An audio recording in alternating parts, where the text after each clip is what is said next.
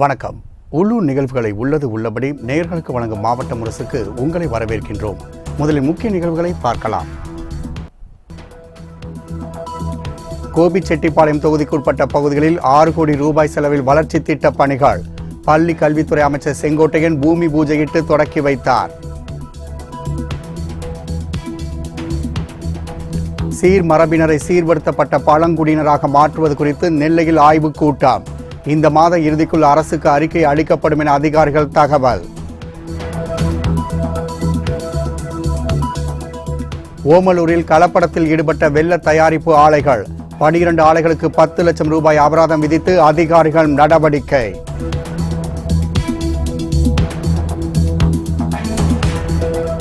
%17 குறைவான ஈரப்பதம் கொண்ட நெல்மணிகள் மட்டுமே விற்பனைக்கு ஏற்கப்படும். அரசின் நிபந்தனையால் கன்னியாகுமரி மாவட்ட விவசாயிகள் அதிருப்தி.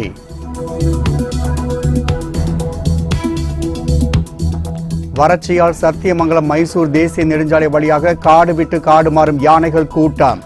வாகனங்களை மெதுவாக இயக்க வாகன ஓட்டிகளுக்கு வனத்துறை அறிவுறுத்தல்.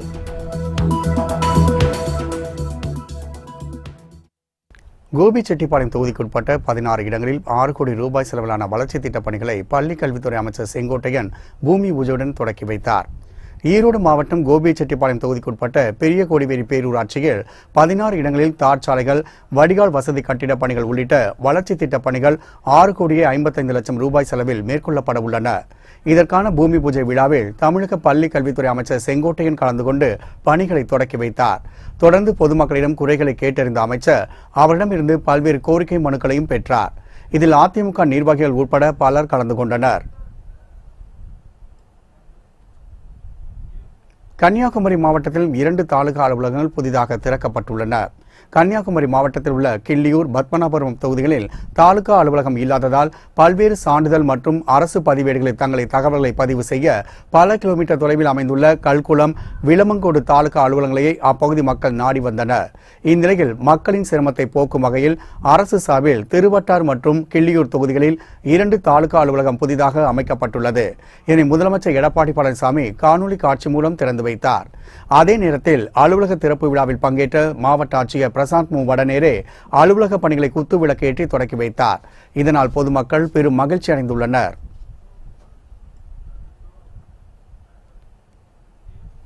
நாடாளுமன்ற தேர்தல் முன்னேற்பாடு பணிகள் குறித்து சேலத்தில் மாவட்ட ஆட்சியர் தலைமையில் ஆலோசனைக் கூட்டம் நடைபெற்றது. தேர்தலில் யாருக்கு வாக்களித்தோம் என்பதை வாக்காளர்கள் அறிந்து கொள்ளும் விவிபேட் இயந்திர செயல்பாடு குறித்து பொதுமக்களிடையே விழிப்புணர்வு ஏற்படுத்தும் வகையில் சேலம் மாவட்ட ஆட்சியர் அலுவலகத்தில் மாதிரி வாக்கு மையம் அமைக்கப்பட்டுள்ளது. இனி மாவட்ட ஆட்சியர் ரோஹிணி தொடக்கி வைத்தார். தொடர்ந்து நாடாளுமன்ற தேர்தலை ஒட்டி மேற்கொள்ள வேண்டிய முன்னேற்பாட்டு பணிகள் குறித்து அங்கீகரிக்கப்பட்ட அனைத்து அரசு கட்சிகளுடனான ஆலோசனைக் கூட்டம் ஆட்சியர் ரோஹிணி தலைமையில் நடைபெற்றது.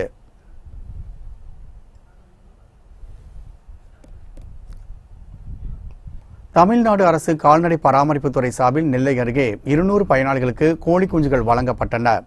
நெல்லை மாவட்டம் கீழப்பாவூர் ஒன்றியத்தில் தமிழ்நாடு அரசு கால்நடை பராமரிப்புத்துறை சார்பில் பயனாளிகளுக்கு கோழி குஞ்சுகள் வழங்கும் நிகழ்ச்சி நடைபெற்றது. இதில் தென்காசி எம்எல்ஏ செல்வ மோகன்தாஸ் கலந்து கொண்டு கீழப்பாவூர் ஒன்றியத்திற்குட்பட்ட 200 நபர்களுக்கு கோழி குஞ்சுகளை வழங்கினார். மேலும் கோழி கூண்டுகள் அமைக்க 200 பயனாளிகளுக்கும் தலா 2500 ரூபாய் பணம் அவரவர் வங்கிக் கணக்கில் நேரடியாக வரவு வைக்கப்படும் என்றும் தெரிவிக்கப்பட்டுள்ளது. இதில் தென்காசி மண்டல இணை இயக்குநர் ஆறுமுக பெருமாள் உட்பட பலர் கலந்து கொண்டனர். சீர்மரபினரை சீர்படுத்தப்பட்ட பழங்குடியினராக மாற்றம் செய்வது தொடர்பாக அரசு அதிகாரிகள் பங்கேற்ற ஆய்வுக் கூட்டம் நெல்லையில் நடைபெற்றது. பிரிட்டிஷ் ஆட்சி காலத்தில் சீர்படுத்தப்பட்ட பழங்குடியினர் என்ற ஒரு சமூகம் இருந்து வந்துள்ளது. இந்தியாவிற்கு சுதந்திரம் கிடைத்த பிறகு இந்த சமூகத்தினர் சீர்மரபினராக அறிவிக்கப்பட்டனர். ஆனால் இவர்களுக்கு கல்வி, வேலைவாய்ப்பு என அனைத்திலும் எவ்வித அங்கீகாரமும் கிடைக்காததால் தங்களை சீர்படுத்தப்பட்ட பழங்குடியினராக அறிவிக்க வேண்டும் என கடந்த 70 ஆண்டு காலமாக அந்த சமூகத்தினர் அரசை வலியுறுத்தி வந்தனர். இந்நிலையில் இது தொடர்பான ஆய்வுக் கூட்டம் நெல்லை ஆட்சியர் அலுவலகத்தில் தமிழக வருவாய்த்துறை முதன்மை செயலாளர் அதுல்யா மிஸ்ரா தலைமையில் நடைபெற்றது. இதில் மாவட்ட ஆட்சியர் ஷில்பா பிரபாகர் சதீஷ் உட்பட அரசு அதிகாரிகள் பலரும் கலந்து கொண்டனர். தொடர்ந்து அந்த சமூகத்தினர் அதிகம் வசிக்கும் பகுதிகளில் ஆய்வு மேற்கொண்ட அதிகாரிகள் குழுவினர் இது தொடர்பான அறிக்கை இந்த மாத இறுதிக்குள் அரசுக்கு அளிக்கப்படும் என்று தெரிவித்தனர். ஒரு குழு ஃபார்ம் பண்ணி அதுக்கு நோக்கம் என்ன, ஒரு சமயத்தில் கிரிமினல் ட்ரைப் சொல்லுவாங்க பிரிட்டிஷ் காலத்தில், அதுக்கப்புறம் சுதந்திரத்துக்கு அப்புறம் டீநோட்டிஃபைட் ட்ரைப்ல மாத்திட்டாங்க. அப்புறம் டீநோட்டிஃபைட் ட்ரைப் ஒரு பேக்வர்ட் கமிஷன்ல ஒரு ரெக்கமெண்டேஷன் இருந்தது. அந்த கமிஷன் ரெக்கமெண்டேஷன் படி டீநோட்டிஃபைட் கமிட்டி சொல்றாங்க இன்னைக்கு தேதியில. பட் அந்த குழு சமுதாய தலைவர் எல்லாம் என்ன சொல்றாங்க, டிஎன்சில இருந்து டிஎன்டில இருந்து டிஎன்சி மாத்தும் போதே அவங்க ஒரு சில வசதிகள் கிடைக்கல, ஒரு சில சென்ட்ரல் கவர்மெண்டோட ஸ்கீம்ஸ் அவங்க கிடைக்கல. அது அவங்களுடைய பொருள். ஓமலூரில் கலப்படத்தில் ஈடுபட்ட 12 வெள்ள தயாரிப்பு ஆலைகளுக்கு 10 லட்சம் ரூபாய் அபராதம் விதிக்கப்பட்டுள்ளது. சேலம் மாவட்டம் ஓமலூர் தாலுகாவில் உள்ள கமலாபுரம், சக்கரச்செட்டியப்பட்டி, பொட்டியாபுரம், கருப்பூர் உள்ளிட்ட பகுதிகளில் செயல்பட்டு வரும் வெள்ள தயாரிப்பு ஆலைகளில் அதிக அளவு வெள்ளை சர்க்கரை மற்றும் ரசாயனம் கலந்து கலப்பட வெள்ளம் தயாரிக்கப்படுவதாக சேலம் மாவட்ட நியமன அலுவலர் மாரியப்பனுக்கு புகார்கள் வந்தன. இது தொடர்பாக கடந்த டிசம்பர் மாதம் ஓமலூர் ஒன்றிய பகுதியில் அதிகாரிகள் மேற்கொண்ட ஆய்வில் 12 வெள்ள தயாரிப்பு ஆலைகளில் கலப்படத்திற்கு வைக்கப்பட்டிருந்த வெள்ள சர்க்கரை பறிமுதல் செய்யப்பட்டு உணவு பாதுகாப்புத்துறையின் கீழ் வழக்கு பதிவும் செய்யப்பட்டது.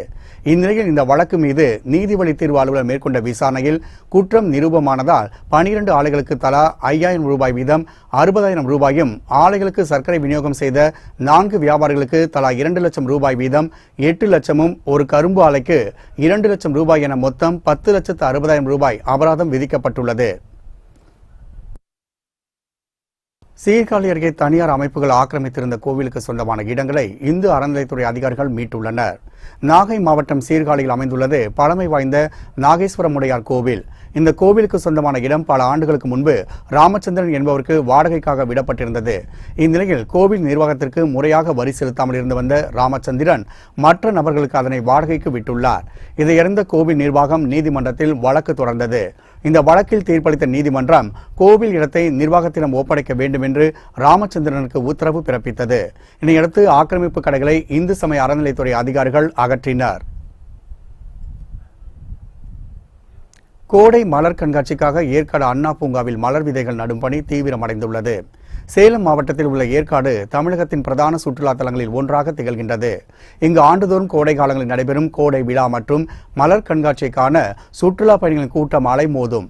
அந்த வகையில் நடப்பாண்டு தொடங்கவிருக்கும் மலர் கண்காட்சிக்காக ஏற்காடு அண்ணா பூங்காவில் marigold, zinnia, snapdragon, aster உள்ளிட்ட பல வகையான பூச்செடிகளுக்கான விதைகள் நடும் பணி தொடங்கி தீவிரமாக நடைபெற்று வருகின்றது.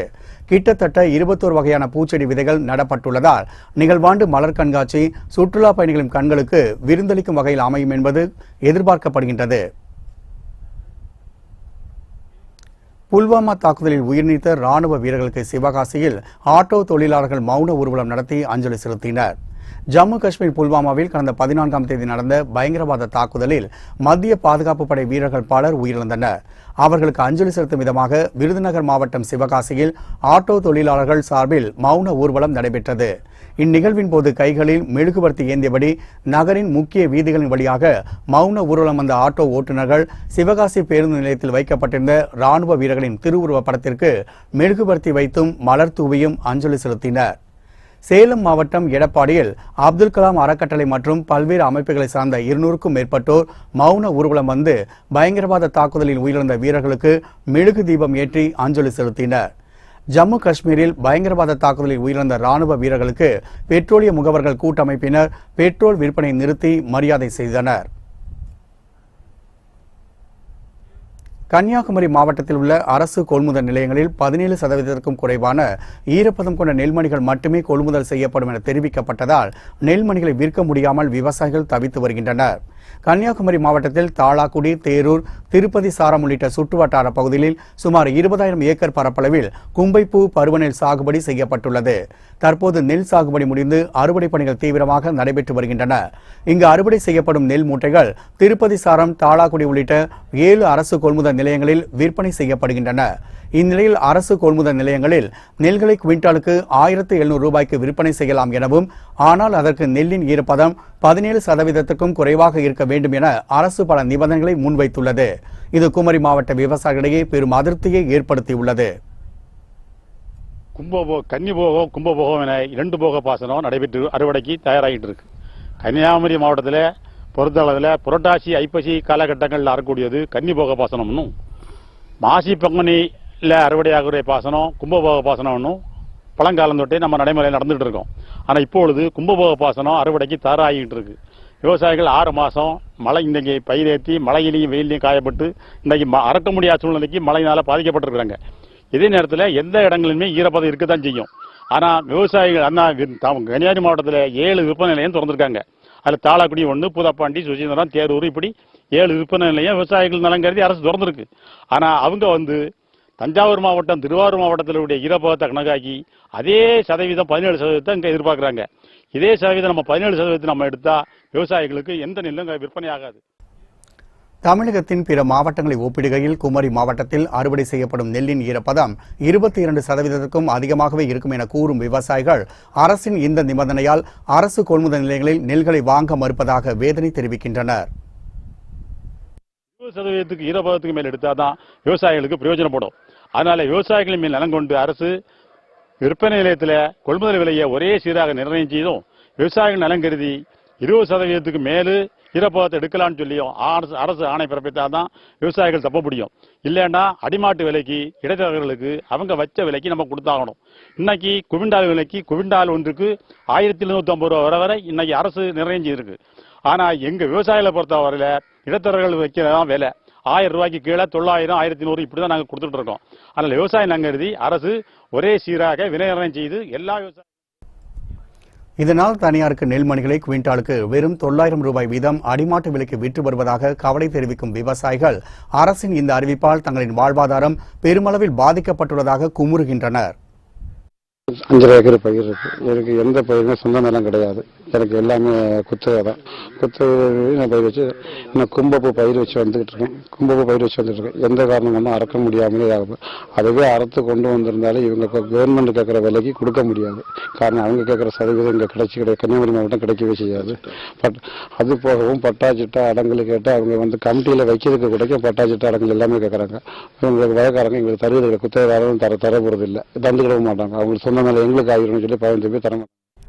எனவே குமரி மாவட்ட தட்பவெப்பநிலைக்கு ஏற்றாற்போல் நெல் கொள்முதல் செய்ய அரசு விதித்துள்ள நிபந்தனைகளுக்கு தளர்த்தப்பட வேண்டும் என குமரி மாவட்ட விவசாயிகள் கோரிக்கை விடுத்துள்ளனர். அதையும் தாண்டி விவசாயத்துக்கு எல்லா சலுகைகளும் கவர்மெண்ட் சொல்லுது. எங்களுக்கு பேங்க்ல போய் லோன் கேட்டால் கூட எங்களுக்கு லோன் கிடையாது. கூத்தகதாரா இருக்கும், பட்டாதா இருக்கும், சிட்டாதா இருக்குன்னு கேட்டுருக்காங்க. எங்களுக்கு எதுவுமே முடியல. எங்களால் விவசாயம் பண்ண முடியல. அறுவடை இயந்திரத்துக்கும் அறுவடை செய்ய போனாலும் இயந்திரத்துக்கு ரேட்டும் கூடுதலாக வந்துகிட்டு இருக்கு. அதையும் எங்களால் கட்டுப்படுத்த முடியல. எல்லாமே இடத்தரகர் தான். இவங்க கேட்குற சதவீதத்துக்கும் காரியத்துக்கும் நாங்கள் போகிறதா இருந்தால் எங்களுக்கு குத்தகைப்படி நாங்கள் கமிஷன் கிடைக்கும். குத்தகை இதுக்கு தான் கொடுக்க வேண்டியிருக்கு. புரோக்கர் மூலமாக தான் கொடுக்க வேண்டியிருக்கு. எதுவுமே பண்ண முடியல. நீங்க சொல்ற ரேட்டுக்கும் அவங்க கேட்கிற ரேட்டுக்கும் அதுதான் கொடுக்க முடியுது. அதுதான் நடந்துட்டு இருக்கு. எங்களால எதுவும் பண்ண முடியல. மீண்டும் மாவட்ட முரசுக்கு உங்களை வரவேற்கின்றோம்.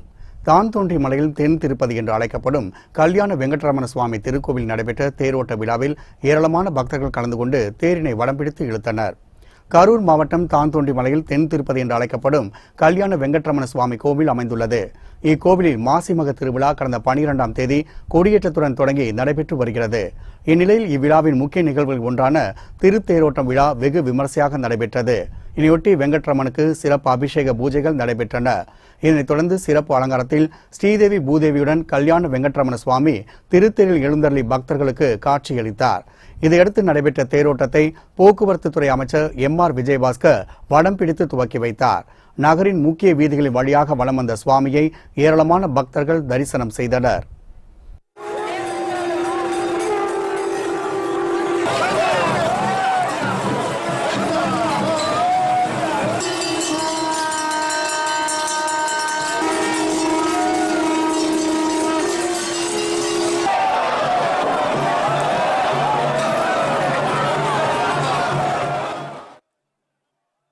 பாலக்கோடு அருகே பொன்மாரியம்மன் கோவில் திருவிழாவில் பக்தர்கள் பல்வேறு நேர்த்திக்கடன்களை செலுத்தி அம்பாளை தரிசனம் செய்தனர்.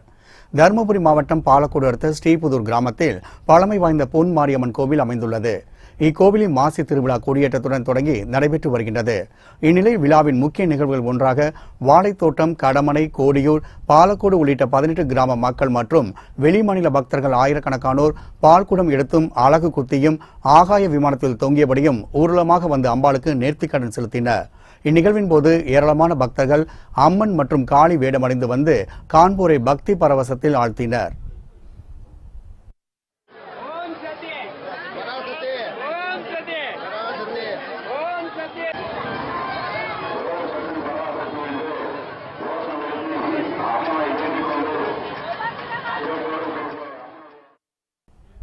பாவூர் சத்திரம் வெண்ணிமலை முருகன் கோவில் திருவிழாவில் ஏராளமான பக்தர்கள் பால்குடம் எடுத்து நேர்த்திக்கடன் செலுத்தினர். நெல்லை மாவட்டம் பாவூர் சத்திரத்தில் உள்ள வெண்ணிமலை முருகன் கோவிலில் மாசி திருவிழா தொடங்கி நடைபெற்று வருகின்றது. இந்நிலை விழாவின் ஒரு பகுதியாக பக்தர்களின் பால்குட ஊர்வலம் நடைபெற்றது. இதில் கீழப்பாவூர், குறும்பலாப்பேரி, பாவூர் சத்திரம் சுற்றுவட்டார பகுதியைச் சேர்ந்த நூற்றுக்கணக்கான பக்தர்கள் கலந்து கொண்டு பால்குடம் எடுத்தும் அலகு குத்தியும் ஊர்வலமாக வந்து முருகப்பெருமானுக்கு தங்களின் வேண்டுதலை நிறைவேற்றினர். வேலூர் வள்ளிமலை சுப்பிரமணிய சுவாமி கோவிலில் வள்ளியம்மை திருக்கல்யாண வைபவம் வெகு விமர்சையாக நடைபெற்றது. வேலூர் மாவட்டம் வள்ளிமலையில் பிரசித்தி பெற்ற சுப்பிரமணிய சுவாமி கோவில் அமைந்துள்ளது. இக்கோவிலில் மாசி பிரம்மோற்சவ விழா கொடியேற்றத்துடன் தொடங்கி நடைபெற்று வருகிறது. இதையொட்டி பல்வேறு வழிபாட்டு நிகழ்வுகள் நடைபெற்று வந்த நிலையில் விழாவின் முக்கிய நிகழ்வுகளில் ஒன்றான திருக்கல்யாண வைபவம் வெகு சிறப்பாக நடைபெற்றது. இதையொட்டி வள்ளியம்மையுடன் திருமண குளத்தில் எழுந்தருளிய சுவாமி பக்தர்களுக்கு காட்சியளித்தார்.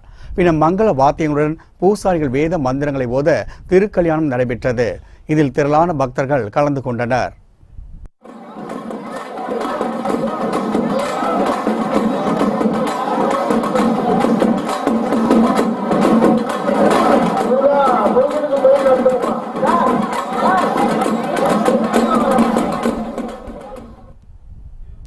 வால்பாறையில் அரிய வகை தாவரங்கள் பற்றி வனத்துறையினருக்கு பயிற்சி அளிக்கப்பட்டது. கோவை மாவட்டம் வால்பாறையில் காடுகளின் சுற்றுச்சூழலை பாதுகாக்க வனத்துறையினருக்கு பயிற்சி அளிக்கப்பட்டது. இந்த பயிற்சி முகாமை ஆனைமலை புலிகள் காப்பக கலை இயக்குநர் கணேசன் தொடக்கி வைத்தார். ஆனைமலை புலிகள் காப்பகத்திற்கு உட்பட்ட வன சரகங்களில் பல்வேறு வகையான அரிய வகை மரங்களும் மழைக்காலத்தில் பாறைகளில் படரும் பாசி, காளான் மற்றும் கண்ணுக்கு தெரியாத தாவரங்கள் அதிக அளவில் காணப்படுகின்றன. இந்நிலையில் பிரயோட் பைட்டுகள், பிரிட்டோபைட்டுகள் பற்றியும் சுற்றுச்சூழலை பாதுகாப்பதில் தாவரங்களின் பங்கு குறித்தும் வனத்துறையினருக்கு பயிற்சி அளிக்கப்பட்டது. இதில் வால்பாறை, பொள்ளாச்சி, டாப் ஸ்லிப், உடுமலை, அமராவதி வனசரகத்திற்கு உட்பட்ட வனத்துறை அதிகாரிகள் கலந்து கொண்டனர்.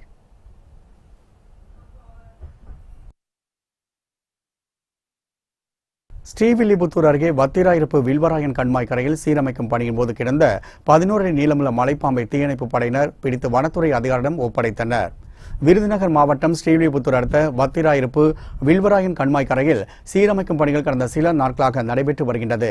இந்நிலையில் வழக்கம்போல் ஜேசிபி இயந்திரம் மூலம் கரை சீரமைக்கும் போது கரையோர பகுதியில் 11 அடி நீளமுள்ள மலைப்பாம்பு இருந்ததைக் கண்டு ஓட்டுநர் அதிர்ச்சியடைந்தார். இதையடுத்து அவர் தீயணைப்பு துறையினருக்கு தகவல் கொடுத்தார். பின்னர் சம்பவ இடத்துக்கு விரைந்து வந்த தீயணைப்பு துறையினர் பல மணி நேரம் போராடி மலைப்பாம்பை பிடித்து வனத்துறை அதிகாரியிடம் ஒப்படைத்தனர். கும்மிடிப்பூண்டில் நடைபெற்ற மாற்றுத்திறனாளிகளுக்கான தையல் பயிற்சி முகாமில் ஏராளமானோர் பங்கேற்றனர். திருவள்ளூர் மாவட்டம் கும்மிடிப்பூண்டியில் சர்வதேச அரிமா சங்கம் சார்பில் மாற்றுத்திறனாளிகளுக்கு தையல் பயிற்சி முகாம் நடைபெற்றது. சர்வதேச அரிமா சங்கத்தின் மாவட்ட ஆளுநர் சுரேஷ் பங்கேற்று முகாமை குத்துவிளக்கு ஏற்றி தொடக்கி வைத்தார். இந்த முகாமில் பங்கேற்கும் மாற்றுத்திறனாளிகளுக்கு தையல் கலை நிபுணர்கள் கொண்டு 6 மாத பயிற்சி அளிக்கப்படும். பயிற்சி காலம் முடிவடைந்த பின்னர் அவர்களுக்கு தையல் இயந்திரங்கள் வழங்கப்படும். இந்த முகாமில் சர்வதேச அரிமா சங்க நிர்வாகிகள் உட்பட ஏராளமானோர் கலந்து கொண்டனர். ஹோசூரில் பல்வேறு குற்ற சம்பவங்களில் ஈடுபட்டிருந்த குற்றவாளியை காவல்துறையினர் குண்டர் சட்டத்தில் கைது செய்து சேலம் மத்திய சிறையில் அடைத்தனர். கிருஷ்ணகிரி மாவட்டம் ஹோசூர் நரசிம்மா காலனி பகுதியை சேர்ந்தவர் மல்லேஷ். சூளகிரி காவல் நிலையத்தில் இவர் மீது கொலை, கொள்ளை, வழிப்பறி என பல்வேறு குற்றப்பிரிவின் கீழ் வழக்கு பதிவுகள் நிலுவையில் உள்ளன. இந்நிலையில் மாவட்ட காவல் கண்காணிப்பாளர் பண்டிதர் பரிந்துரையின் பேரில் மாவட்ட ஆட்சியர் பிரபாகர் குற்றவாளியை குண்டர் சட்டத்தில் கைது செய்ய உத்தரவிட்டிருந்தார். இதையடுத்து ஹோசூர் துணை காவல் கண்காணிப்பாளர் மீனாட்சி தலைமையிலான குழுவினர் குற்றவாளி மல்லேஷை குண்டர் சட்டத்தில் கைது செய்து சேலம் மத்திய சிறையில் அடைத்தனர். மாவட்ட முரசுக்கு உங்களை வரவேற்கின்றோம்.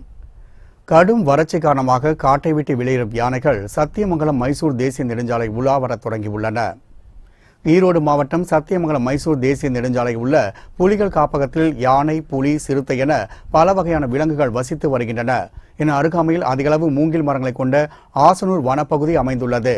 இங்குள்ள மூங்கில் மரங்களின் கிளைகளை யானைகள் உணவாக உட்கொண்டு வந்தன. இந்நிலையில் கடுமையான வறட்சி காரணமாக இங்குள்ள மூங்கில் மரங்கள் காய்ந்து இலைகள் சருகுகளாக மாறிவிட்டன.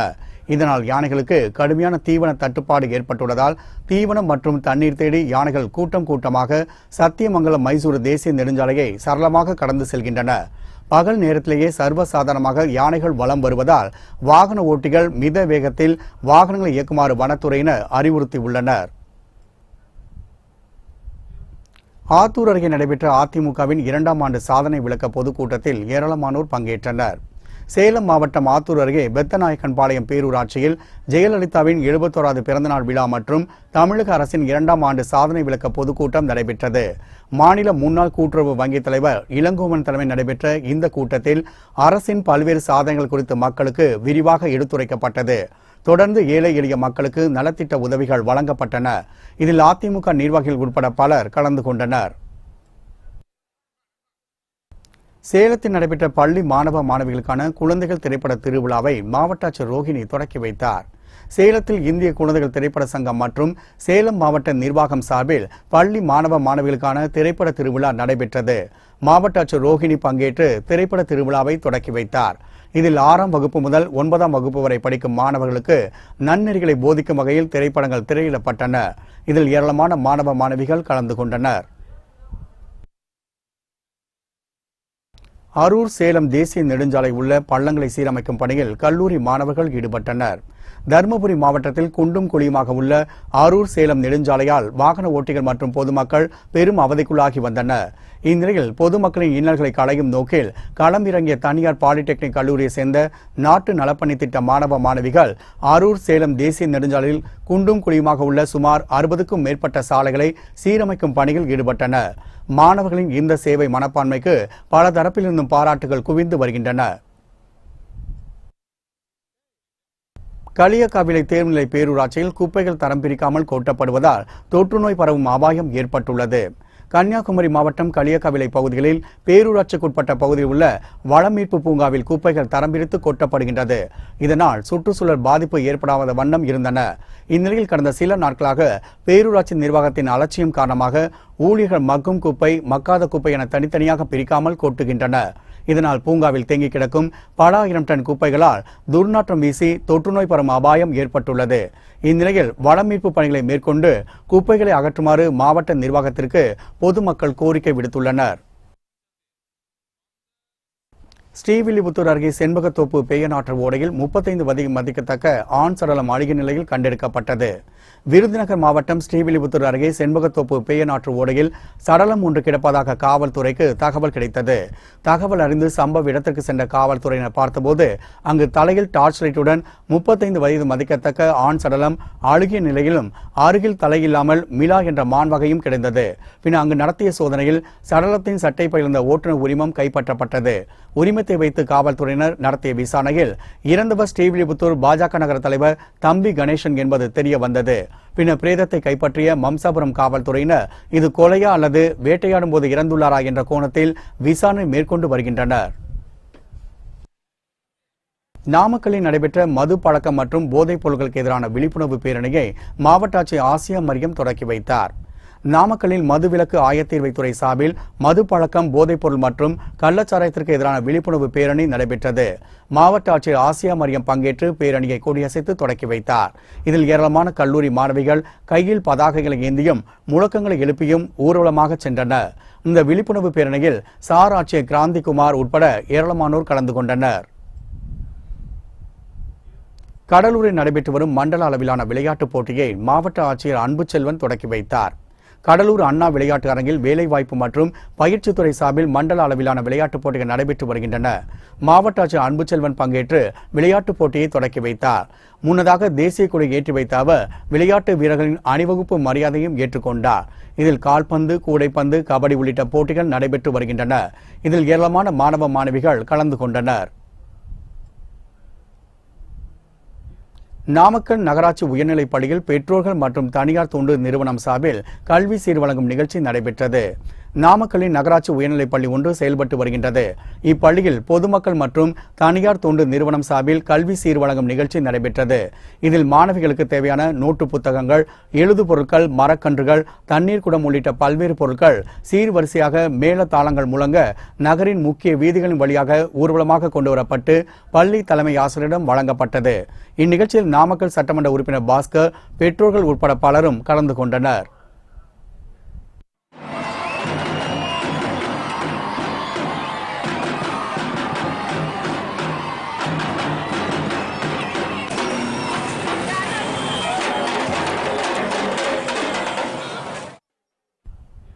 இதேபோல் வேலூர் மாவட்டம் ராணிப்பேட்டை அடுத்துள்ள பள்ளேரி ஊராட்சி ஒன்றிய தொடக்கப் பள்ளியில் முன்னாள் மற்றும் இந்நாள் மாணவர்களின் பெற்றோர்கள் படித்த பள்ளிக்கு நன்றி தெரிவிக்கும் வகையில் கல்வி சீராக நோட்டு புத்தகங்கள், எழுது பொருட்கள் உட்பட பல்வேறு நலத்திட்ட உதவிகளையும் வழங்கினர்.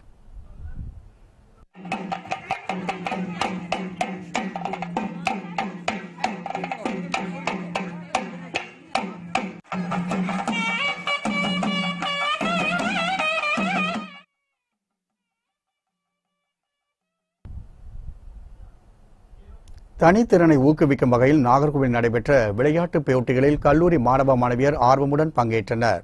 கன்னியாகுமரி மாவட்டம் நாகர்கோவிலில் மாணவ மாணவிகளின் தனித்திறனை ஊக்குவிக்கும் வகையில் பரதநாட்டியம், யோகா, ஜிம்னாஸ்டிக்ஸ், பாட்டு போட்டி உள்ளிட்ட பல்வேறு போட்டிகள் நடத்தப்பட்டன. இதில் மாவட்டம் முழுவதும் இருந்து 12 கல்லூரிகளில் இருந்து 100க்கும் மேற்பட்ட மாணவ மாணவியர் ஆர்வமுடன் கலந்து கொண்டு தங்களின் தனித்திறமைகளை வெளிப்படுத்தியது பார்வையாளர்களை வெகுவாக கவர்ந்தது.